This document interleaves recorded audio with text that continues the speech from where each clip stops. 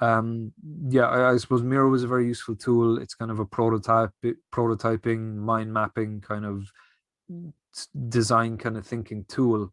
But what it does provide is it provides a lot of templates, and it provides a lot of examples and kind of background information to some of the stuff I'm going to talk about tonight. So just something to bear in mind.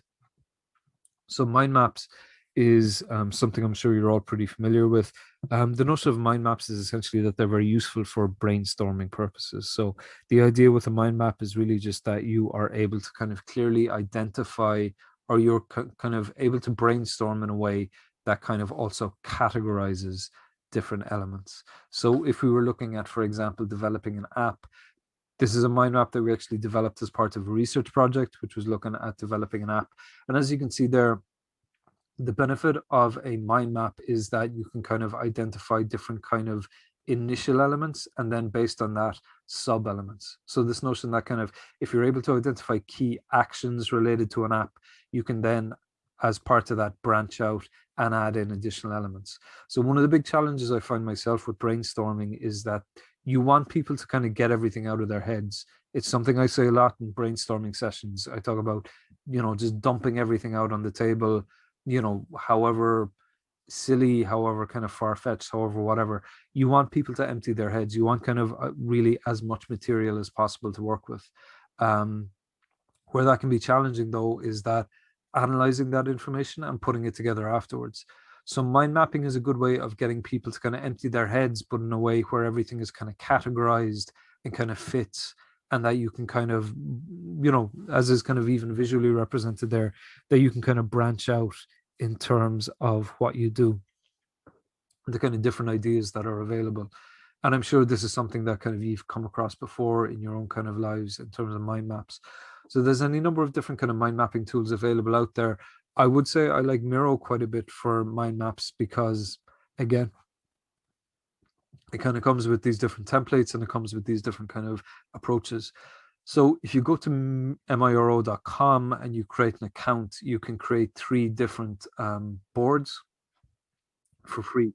And these boards can be created once you log into the back end. What you can do is you can basically click on this new board tool here, and that will give you a number of different resources, which you can click create a shared board. That will give you a number of different kind of templates that you can select from in order to develop your different kind of design tools. And the mind map one is here. If you want to, you can click on the preview option, and that will give you a breakdown of it. And again, one of the big advantages I would say in terms of Miro is if I scroll down the page a bit, what it will provide me with any of these templates is this link where you can find out more information about these different design tools. So one of the reasons I really like Miro is that I would be aware of a certain amount of design tools, but if there's a template for any of these, then I'm going to be able to access a bit more information about it. So it's a great tool for being able to actually learn about these different kind of design tools and kind of project management tools, and all of these different kind of use case items over here. So if it's a good place to kind of get templates for these and to be able to learn more about it. But if we go back to our mind map and I click the preview option, I can use a blank template, or if I want to get a bit more familiar with it, if I'm not very aware, I can use the pre-filled version. But if we click blank template inside Miro, basically it identifies here that we want to identify our problem. So let's say how to onboard, drawing on what you did in the out of class activity, how to onboard new students to MA in e-learning. And from there, you can simply select this. I can change, these options will allow me to change the colors, the text, so on and so forth. And what I can do is if I want to add, let's say, an item out of this, I can simply click on the plus button here to add a different kind of strand available there. So how to onboard new students in the MA, give them the directions, help them understand Canvas, Core, etc. Give them an idea of what to expect, so on and so forth. And if I want to add more on, let's say, giving them directions, I just click on this, I select this item, I click on the plus button, and that gives me an additional strand or kind of sub item to work towards.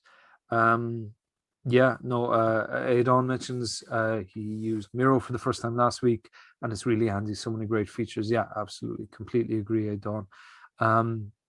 Now, I'm not going to go into kind of like every detail in terms of Miro, but again, because I do find it quite a useful tool, just to flag it with, or to go through some of the items with you. You know, the templates generally will kind of provide enough information that you'll be able to work with them. If you want to add in an additional, like more than one template to the same board, you can do that by clicking on the template option here. So that will let me, for example, put in a Kanban framework next to my mind map, which can be a useful way of combining different design tools. I can put in just using this icon, additional text. I can put in a sticky note. So come back to this later, so on and so forth. I can put in shapes. I can put in arrows. The arrow tool actually can be handy, just a way of joining things up. So if I select the arrow tool here, I can drag and I can select an arrow and I can hook different items together so that there's some kind of point between the two. There's a pen tool, there's a comment tool, there's this thing called frames. So for example, I say, okay, these three items in our kind of mind map are kind of should kind of go together. These should be their own kind of thing. I can draw a frame, and that's a way of selecting, for example, we'll say key MTU information. And over here might be key social interaction. So you can create different frames as a way of kind of visually categorizing things. And you can also upload images, graphics, so on and so forth. And there's all these different additional tools which you can play around with in your own time. But I would say as well, at the base of the screen, then, or excuse me, up the top of the screen, then, if there are additional elements that you want to make available, you can give the thing a name, your board name, by clicking on the title. If you want to, you can click, it's kind of just hidden down here for the moment, but there's additional tools here in terms of frames, moving into a presentation mode, viewing comments, viewing kind of version history, screen sharing, so on and so forth. And if I click on the icon up here on the top right, I can add in additional notes, which can be useful just as a way of working on something and adding in notes on what else needs to be done, what might be useful to do, so on and so forth. And then finally, in case it's of use to you, there is also the option to share the board. Now, other users would have to have a Miro account to be able to directly impact it.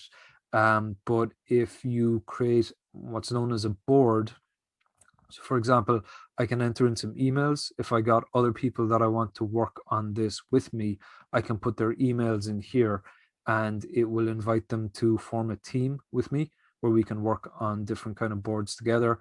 There is also an option to invite people then if they're already on the board with a copy invite link. If I just want to be able to show someone who doesn't have a Miro account, but I want them to be able to see what's been done, I can copy the board link, make it available to them, so on and so forth.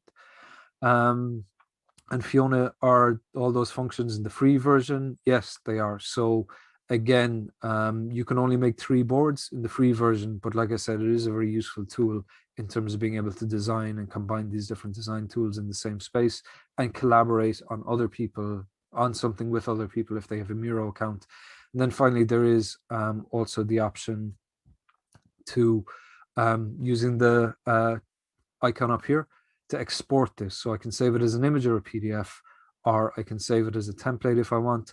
Or what is particularly useful as well for like a mind map is the ability to export to a spreadsheet. So I can download it as a CSV, open it up in Excel, and that's going to give me different cells for all these different kind of elements. So I can use that to categorize those. And that's very useful, I would say, for particularly for brainstorming, if you've got a big brainstorming session going on or a big mind map, as a way of analyzing things and kind of presenting them in a more, let's say, text-based format, or even interrogating the data in Excel to kind of come to certain conclusions or to gather, to extract certain kind of analytical or qualitative data from it.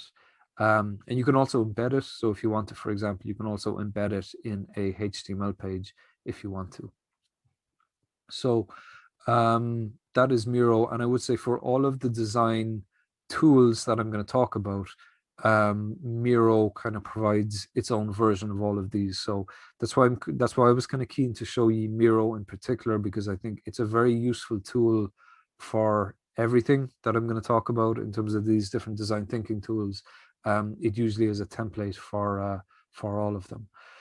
Personas, I think, is something that a lot of you would have come across before. The notion with a persona is really you're just personas are very useful just as a way of stepping into the shoes of a target audience, learner or user, or so on and so forth. So user personas are very effective just as a way of really just articulating, okay, what is a typical, let's say for our purposes, what is a typical learner going to look like? What kind of background are they going to have? What kind of salary they're going to be on? What are they going to do as part of their job? What might their motivations be? What challenges might they face? What would, as is identified there, what would be their quote? So that is kind of, for example, in terms of talking about, I think this was actually developed for students of this actual master's program, talking about, okay, I want to do a course, but I'm working full time, so I can't come to a brick and mortar institution. I have a bachelor's, but I haven't been in formal education for a while. Or if we were thinking about, let's say, lectures on this master's, this is a persona which was developed for them, with a view to, okay, I want to teach an online class, but I've no idea how to do it. I've worked in CIT for a number of years, but I haven't, all of that has been face-to-face teaching, so on and so forth. So user personas are a great way of being able to kind of, particularly early on in any kind of design process, put yourself in the shoes of the target audience and try and see things from their perspective. Very often what you might do, because like obviously there is not going to be one very specific target audience member that kind of you're not going to for example, I couldn't develop a user persona to represent all of your unique circumstances, backgrounds, variations. Um, but it can be a useful way of just trying to maybe gather, a broad overview, try and identify or think about, a kind of a generally applicable kind of persona or perspective. And very often what you might do as part of a project, if you did have time, is develop a number of personas. So maybe try and develop a persona for a master's student, for instance, a student in this master's who has been working in e-learning for a number of years, but who doesn't have a formal qualification and just wants that to kind of formalize their learning, move up in their company. Someone who might be working in, the education sphere, but who hasn't been afforded the opportunity to take training in the more technical elements, in the kind of technology-based kind of education area. So you might develop different, depending on how specific you want to get, you might develop different personas for different learners, and or you might develop a couple of personas for learners, and then a different persona for like trainers within a company or other stakeholders. So one tool which is quite useful for developing persona is, I'm not sure how many people come across HubSpot. They provide a number of different kind of services. They provide a number of different kind of services and tools with a view to marketing, design thinking, sales, so on and so forth. But they do have a tool as well for making personas. And what I like about this tool is it's kind of very kind of step by step. So if you were to, for example, select the option here to build my persona, what it does is it gives you, all these different kind of, it kind of basically just kind of walks you through the entire process in what I think is quite a kind of nice, friendly and accessible way. So you'd select an avatar, you would identify how old they are, you might identify their educational qualifications, you might look at the industry they work in, so on and so forth. So like I said, very step by step. If you're not familiar with personas, I think this is a very nice way of getting familiar with them, because it's quite kind of, like I said, step by step. And what you would kind of end up at is something a bit like this, where you would be able to, like, all of these are fairly editable in terms of the different the different information they provide. And you can kind of edit as appropriate if you so wish.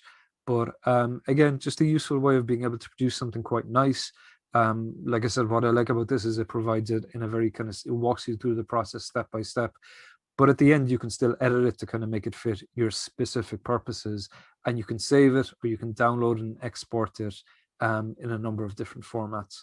But again, my beloved Miro has a template for personas. So again, going back in and clicking new board, creating a share board, I would simply in the template presentation look for a persona, and that is going to give me a number of different personas which I can use for my specific purposes. So again, like obviously all of this is quite focused towards sales, marketing, so on and so forth. But it's, like I mentioned, it's very easy to turn all of this into a tool or into tools to support good learning experience design, as opposed to just customer kind of focused stuff. A service blueprint then is kind of, when we talked about service design, if you remember, we talked about the kind of invisible processes and elements like that, which were at work in kind of good service design. So a service blueprint is basically looking at the kind of customer experience, but adding in all the kind of what's referred to as the backstage elements. So, you know, the example that I would tend to go to, because I'm a simple enough fella, is if you think about going into a takeaway and ordering some chips for yourself, what are you going to be doing? Well, you as the customer is you're going to be walking in the door, you're going to be going up to the counter. And what are you going to do then? You're going to speak to the person behind the till, which is where the front stage action is. And that's known as the line of visibility. That is what a customer is going to be looking at in a way. So if I'm a customer and I'm walking in the door, I am going to see, for instance, the menu. I am going to see the person behind the till and going to be coming up to them, giving them my order, so on and so forth. So all of that is the front stage action. And based on that, then there would be the backstage action. So the backstage action then is the person behind the till takes my order and says to the person working in the kitchen, order large chips there. That is where all of the cooking, chopping, cleaning, so on and so forth will get done. And the support processes, which would back that up, would be, you know, the delivery of food, the delivery of equipment, the collection of waste, so on and so forth. So service blueprint for our purposes can be very useful just as a way of really teasing out, okay, the learner is going to be interacting with, let's say, they're going to be accessing the e-learning solution we developed in the company VLE. But what happens as part of that entire process? And again, maybe just to even think about this masters, you know, ye are coming to the Zoom session, ye are talking to me. I guess I am where the front stage action is. But what is happening in the background is that the VLE is being provided by Canvas. IT services are giving all of us our email addresses. I am developing my slides before I come to the class. You know, you are doing the out of class activities. So particularly when dealing with commercial clients, the service blueprint is very useful, just a way of kind of getting a viewpoint of, okay, what is everything that is happening to make this learning happen? And the useful thing about it, again, to go back to the chipper analogy, is you can kind of tease that out step by step. If you think about it, okay, what is the customer actions? What is the learner actions? What I find useful about service blueprints, to be honest, is very often we don't really think about, when it comes to learners, and to be honest, I'm sure you've probably had this experience, we don't necessarily think a huge amount about, okay, well, how do they get informed of when they got to come to class, what they got to do to get their email addresses, how do they log into the system, what do they need to be thinking of? And we also don't think about what supports are being given to them, who is providing the VLE, who is giving them an email address, where do they go if they have problems. So service blueprint, I think, is a very useful way of, you know, going beyond just the development of a learning solution, like, you know, your e-learning project, for instance. If you're thinking about kind of actually implementing it, what are all the different elements that need to be in place to help support that process? And again, this is just an example of one which we developed as part of an app, but it is designed to just help identify, as part of that app, what are the different screens in the app that the person is going to be developing. And based on that, what are the different actions, background information, data sources that are going to be put in place. And finally, a customer journey map is a way of plotting out a user experience or a learner experience from a kind of working it out step by step, and also trying to identify their level of engagement, their level of satisfaction, so on and so forth. So this is actually an example of one which I developed as part of the e-learning masters, as unfortunately as part of a theoretical as opposed to an actually implemented part of the masters.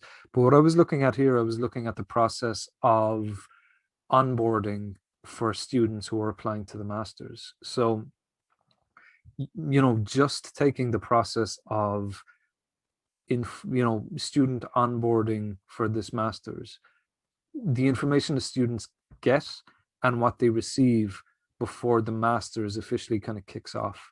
So the initial step would be an initial notification. You get told that that you've been given a place on the masters. The satisfaction at that point, you can see here it's split into a number of different steps. Apologies that the graphic is a bit small, but it's split into a customer journey is split into a number of different kind of steps or phases. Step one is they're going to receive information that they've been accepted. Step two is they got to provide a bit more information. Step three is they receive initial information about kind of joining the masters. Step four is they receive their online induction or their online information. Step five is they might register for electives or kind of provide additional information. Step six, step 5, 6, 7, 8, so on and so forth. So you're really kind of chopping the thing up into a number of discrete steps, into a number of discrete phases. But as part of the process as well, you're considering, okay, well, what is their level of engagement at this step? What is their level of satisfaction at this step? So for example, the level of engagement at the beginning might be quite low. How can we increase that? Well, we could increase that by adding in kind of more positive feedback, by providing some form of media, by trying to do something to get them excited or engaged or interested. If there is a point where their satisfaction might be quite low, like for instance, at this stage in the masters, I'm sure you're all a bit worn out because it's been very go, go, go for quite a long time for you. Your level of satisfaction or your level of engagement might actually be dropping off at this stage. So what could be done to help improve that? What could be done to help change that? So the idea is by kind of mapping out the levels of engagement, the level of satisfaction, you're able to identify where customers or learners might drop off in the process, where they might find it challenging, where they might encounter difficulties, or where you might kind of lose them. And as part of that, once you've developed your customer journey map, then you're hopefully ideally able to put in place alternative measures or mitigating factors or activities or supports that will help to avoid that situation happening. So one tool that I found quite useful, again, for the customer journey map is this thing called Smaply. And in the example I gave, there is this is actually developed using Smaply. So what they have is, again, like with HubSpot, I like this because it's very kind of step by step. It gives you a very clear breakdown of everything that is going to go into a customer journey.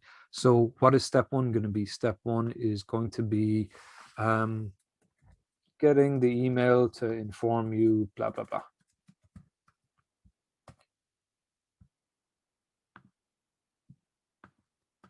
And kind of when you've got that done, then you can add in an image, which is representative. And they have, a number of existing kind of graphics in there that you can use, which is kind of useful. On top of the graphics, you can identify their step in the emotional journey. So are they very engaged? Are they completely unengaged? Is this going to be face-to-face? Is it going to be online? Is it going to be via an app? And you can add in different lanes then as well to try and identify the different, levels of engagement, levels of satisfaction, levels of whatever. Now, the thing about Smaply is that it is only available, you only get a 14-day trial, but I would say for the free version, but I would say it's very useful just as a way of thinking about your or about your customer journey map, excuse me. It's just a way of kind of being able to, yeah, kind of get used to the process, get used to kind of how one might go about creating a customer journey map. And like the other thing, if when you're working with clients, is like, sounds like a basic enough thing, but one of the things I like about this is it looks quite impressive. It's quite a nice thing to be able to show a client as a way of kind of yeah, as kind of another tangible output to it. And again, as always, our beloved Miro has templates as well for customer journey maps. New board, create a shared board, and we can look to customer journey.